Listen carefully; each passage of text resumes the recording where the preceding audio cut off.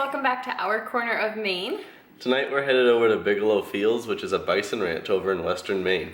Yep, it is run by Nicole and Michael Weaver, which is the sister and brother-in-law of some of our very good friends. And we have wanted to get up there to see their operation for quite a while now, but we're finally doing it. They're hosting an event tonight where they're bringing in their friends and family and the community and showing everybody their operation. And we're excited to be a part of it. Yeah, we're heading up there with a couple of friends, and we're meeting a few more friends over there. And we're going to be battling daylight a little bit, but we hope to be able to show you enough of it. Yeah, we'll show you whatever we can. Nicole is wicked nice. We've talked a little bit here and there, but they're gonna have amazing food. She has a micro bakery. She's a licensed micro bakery, and she's gonna be serving bison chili out of bread bowls tonight. They're selling bratwurst. Like, we're just gonna eat our hearts out. It's gonna be a great time. Stand by a bonfire and enjoy it. Yeah, so come along with us.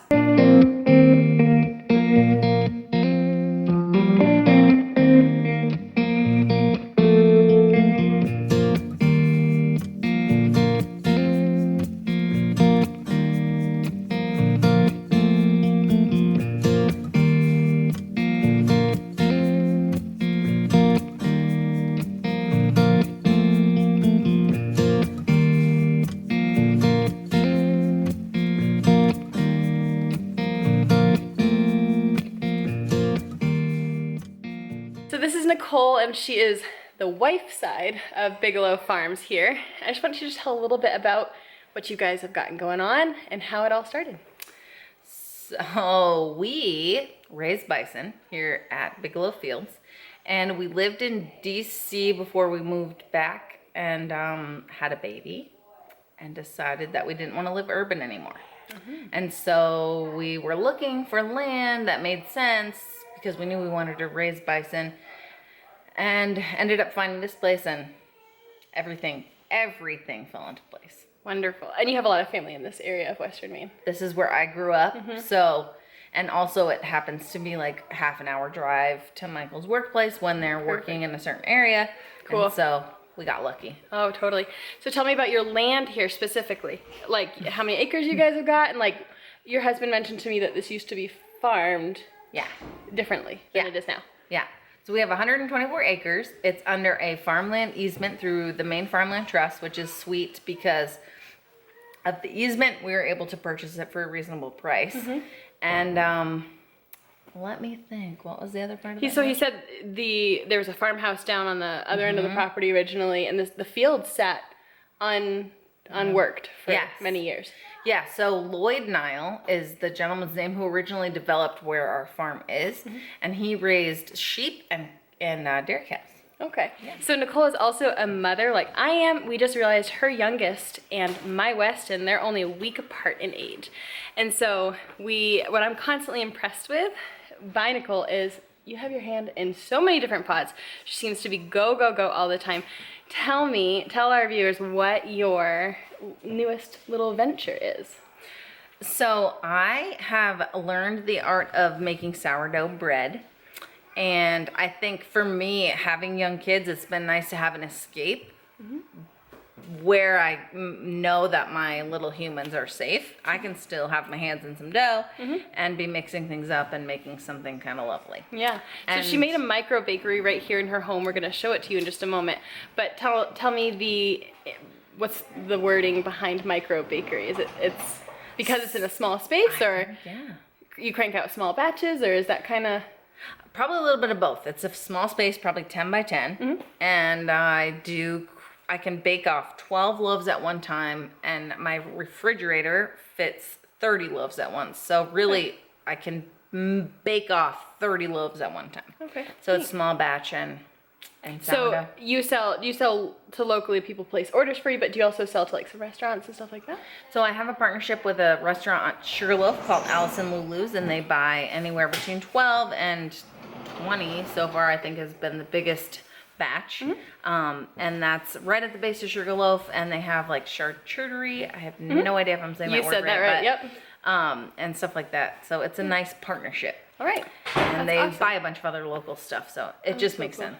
Yeah, absolutely. Would you show us your space? Yeah. All right. So this is my Rothko bread oven. It's a 3-deck stone oven, and it comes from Belgium. And I can fit between 9 and 12 loaves at one time in this oven. So it's been used heavily. It's still warm from today's batch, right? It's still warm from today's batch of bread bowls for the chili, yeah. Yeah. And I showed them the bison chili that you all made.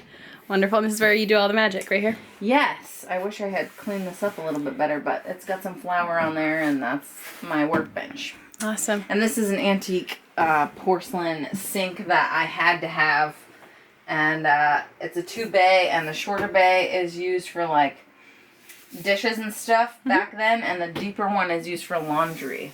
Oh, so neat. So, yeah. Awesome. You made a really cute space here. Now tell our viewers, where can they find you on social media and check you out? We created our Facebook page for Bigelow Fields right out of the gate. So you can literally find us from basically before we even lived here. Okay. And we document everything. And then on Instagram, which is my personal favorite, you can find us at bigelowfields.bison. Okay. And hashtag Bigelow Fields, hashtag Bigelow Fields Bread House. Awesome. And yeah, that's what We'll check right them now. out. I'll have a website someday. All right. Thank you so much, Nicole. Thank you.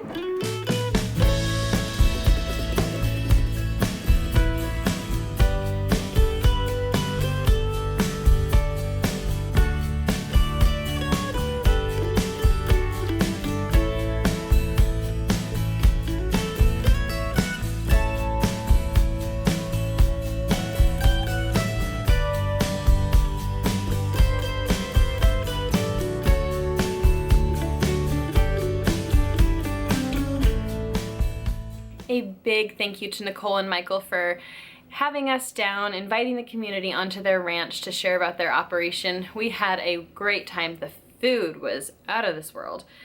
The fellowship around the fire was wonderful, and just learning about what they have going on and just how unique it is was really intriguing to Ben and I. We learned about how the meat is a lot more lean than red meat typically is. It's lower in saturated fat, higher in protein, high in iron. We also learned a little bit how they care for their herd and how big these animals truly are. Unfortunately, we were getting there just as it was getting dark, so I didn't get an opportunity to get as much footage as I had hoped. But these animals are a force to be reckoned with. They are large, large animals. They're very cold hardy. They can spend their winters outside, which is so neat to us. So we're just really thankful that we had the opportunity to visit their ranch, see what they have going on. When we were there, she mentioned that she was working on a website, and that is bigelowfieldsbisonranch.com. It is now live, so I'm going to have that linked down below. You can visit their website to see more information, see pictures, and more information about what they have going on. You can also order her bread on that website. Trust me, it's amazing bread. So I'd encourage you to check out their website if you're at all interested in what they have going on. But again, thank you, Michael and Nicole. We had a wonderful evening.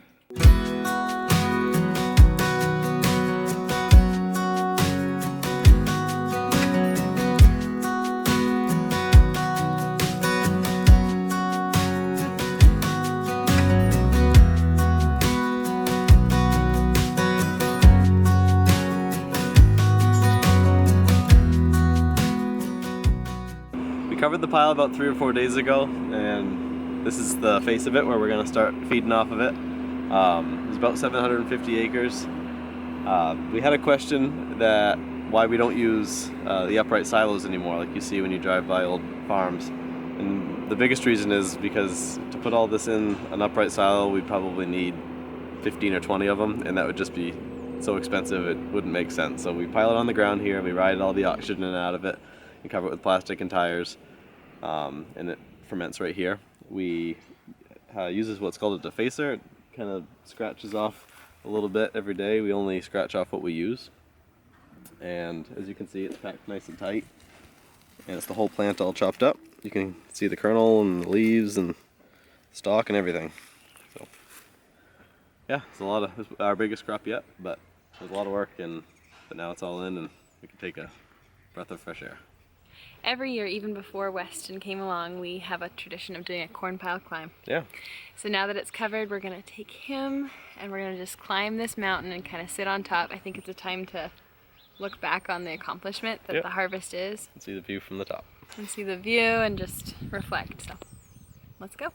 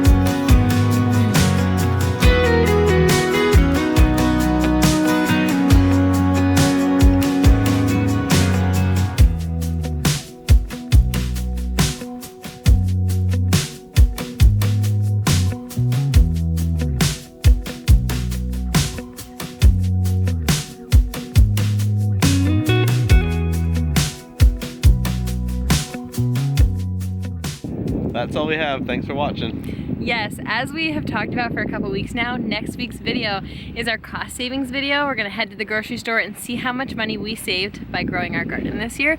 You'll not wanna miss it. We post every Thursday, 6 a.m. Eastern Standard Time, so you can expect that next week. Yeah, make sure you hit that like and subscribe button, and we'll see you next time. Bye-bye.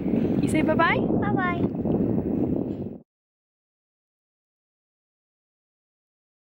In the back.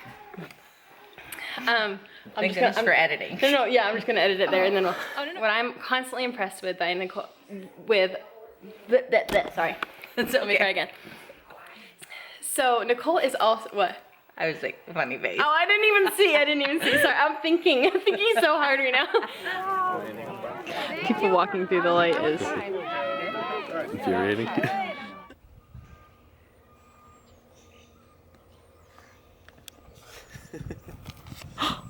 He scooted back down, Daddy. Oh.